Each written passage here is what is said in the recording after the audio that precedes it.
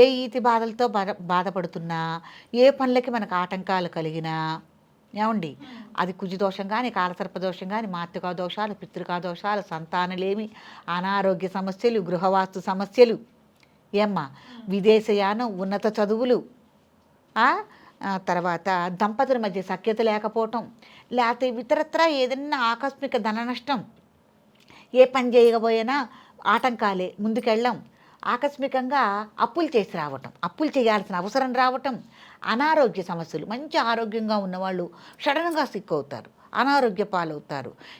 ఏ సమస్యలతో మీరు బాధపడుతున్నా అది మీరు సర్పదోషాల కిందే పరిగణనలోకి తీసుకోవాలి. తప్పకుండా దానికి తగిన రెమెడీ చేసుకోవాలి.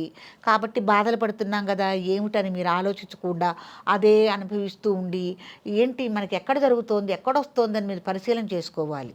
అంటే ఇంట్లో కుటుంబ పరిస్థితులే కాకుండా జాతకపరంగా కానీ ఏదైనా దోషాలు ఉన్నాయో ఏంటని కూడా మీరు పరిశీలన చేసుకుని తగిన రెమెడీ చేసుకుంటే పరిస్థితులను తొందరగా చక్కబడతాయి.